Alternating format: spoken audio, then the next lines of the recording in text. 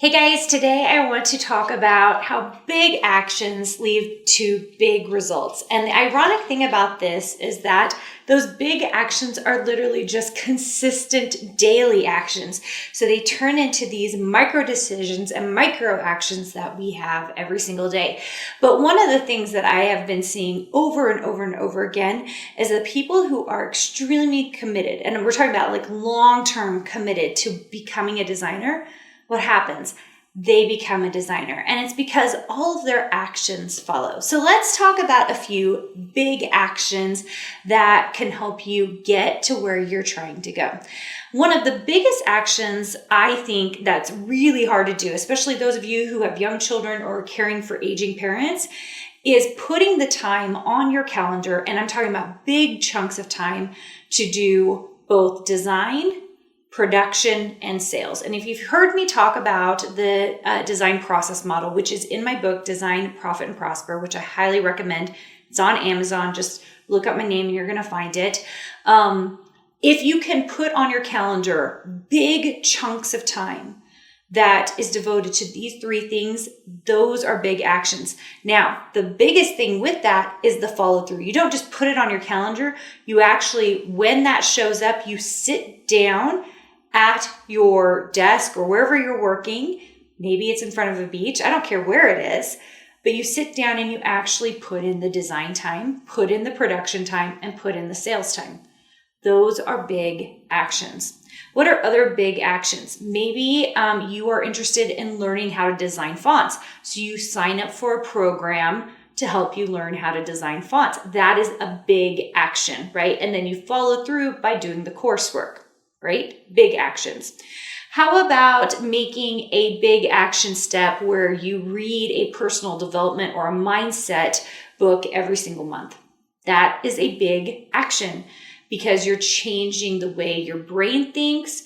You are, in a sense, I love this. I always say this, brainwashing is such a terrible word, but that's what I always think of it as, but kind of brainwashing yourself into knowing what you need to do in order to think bigger, think smarter, and basically change the wiring that we usually have gotten from our childhood, from past relationships, from good and negative things that we need to fix so that we can become better, more whole, more intuitive with ourselves. I think one of the biggest actions you can take is figuring out ways to get more self-awareness in your life. Like, what are the things that you're doing in your life that will make you get to where you want to go? And usually this is best done with reverse engineering. So a lot of times I'll see people say, well, I want X, Y, and Z. Okay, if you want X, Y, and Z, let's start there. When do you want it done by? So if you're like, in 3 years, I want to be making $100,000 as a designer. All right, awesome. Let's take that end date and let's reverse engineer all the big actions you have to take going backwards to get you where you need to go. And for some of you, you're like, I don't have enough information to know what those big actions are. That's where I would say there are lots and lots of programs out there that will teach you skills. A program like mine, which we really dig into that kind of thing where we're kind of understanding number of products, licensing, and everything that it takes to get there. But there are plenty of places out there that you can learn planning. We've had people who do planning on this podcast and YouTube channel. There's tons of information out there to help you understand, what it takes to be in the design industry. We do a very inexpensive one in Design Bootcamp, which is only $27 to help you understand what it really takes. And it's by gathering all this information that you will get clarity so that if you want to reverse engineer what you want to do, you can take that information and kind of build it into something that's really going to help you. We live in such an interesting age because I think the most expensive thing I currently pay for in my life is knowledge. I just bought 3 months ago, I purchased a program that was a lot of money. It's more money than, it was double what I made the first year as a designer. Or not first year, the second year as a designer, a little bit more than that. And I never thought I would pay for something like that. And I can tell you with all honesty, since joining that program, I have made all of my money back from that program. And it's because if you are looking for the right things and you're paying attention to what they can give you and you make sure that it delivers what you need it to deliver, that's what we do in our program. We're always trying to make sure it delivers what the person needs to deliver. You should make your money back. Sometimes over time, right? Sometimes by giving you back more time, and sometimes by just getting you on the right track, which is what I think you should be always looking for. But I think big actions, when we take big actions and we get them on our calendar and then we follow through and we learn by doing, it makes us better designers. It makes us better design business owners. And that's what we really want to become, because it gives us the fulfillment. We get the excitement of being a designer, but we get all the things that go along with it, which is, financial steady income. We're also looking for flexibility. I know that's one thing that really attracted me to being a designer, is that flexibility and the ability to really see the world differently. Designers have the ability to look around a room, and even if you're not a 3D designer, you're a graphic designer, a fabric designer, a craft designer, after a while you will see color changes, shape changes, the way you view, the way that objects interact changes.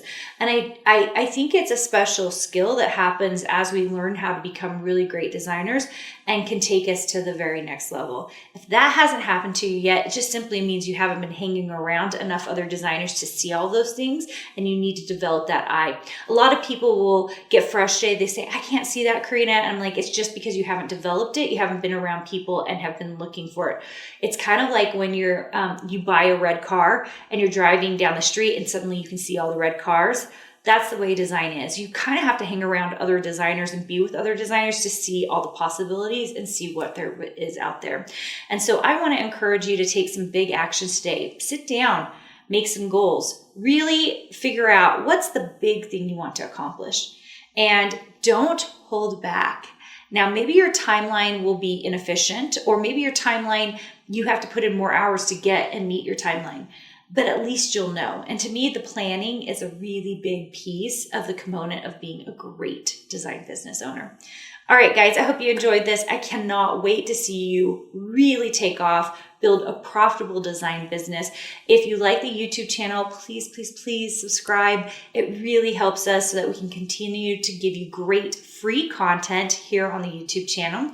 And if you're on the podcast, would you make sure and leave me a review if you have a chance? It's usually really easy to do so, even if it's just like a 5-star and I love this podcast. That is huge for me. So I appreciate you for doing that. And I cannot wait to see you just continue to grow your business, become an amazing designer, and I will see you soon. Hey, did you know that you can visit me at makeanddesign.com to learn more about this podcast and join my VIP group for weekly freebies? I can't wait to see you there.